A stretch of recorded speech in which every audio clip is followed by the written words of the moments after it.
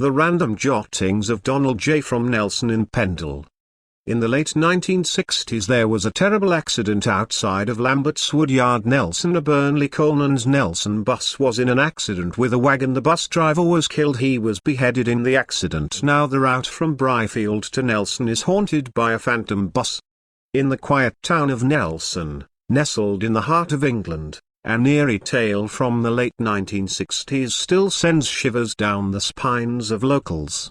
It was a time when the roads were less crowded, and the streets were devoid of the bustling traffic that fills them today. However, there was one particular accident that would forever haunt the route from Brierfield to Nelson.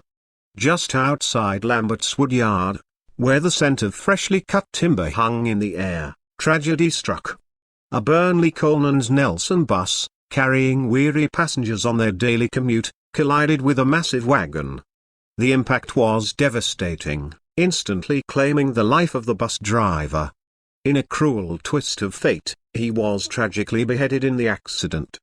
From that fateful day forward, whispers began to circulate about a spectral presence haunting the route between Brierfield and Nelson. Locals claimed to have witnessed a phantom bus traveling along the road, its transparent form gliding silently in the misty twilight. The spectral vehicle was said to be a haunting reminder of the bus driver who had lost his life so tragically. Passengers who found themselves waiting at the desolate bus stops after dusk often spoke of a chilling atmosphere that settled over them, as if an otherworldly presence loomed nearby. Some described hearing disembodied whispers, barely audible yet laden with an inexplicable sorrow. Others claimed to have seen a shadowy figure, dressed in the uniform of a bus driver, staring out from the driver's seat of the phantom bus. As the years passed, the legends grew, captivating the imagination of locals and enticing thrill-seekers from far and wide. Ghost hunters flocked to the haunted route, armed with cameras and recording devices, hoping to capture evidence of the supernatural. Some reported capturing eerie photographs, revealing ghostly outlines and mysterious orbs of light that danced in the darkness. Over time, the ghostly sightings became part of the fabric of everyday life in Nelson. Children swapped tales around flickering campfires, daring one another to venture out onto the haunted route after nightfall. Adults, too skeptical to believe in the supernatural, couldn't help but cast wary glances out of their car windows as they passed the ominous spot. Despite the stories, the phantom bus seemed to harbor no malice.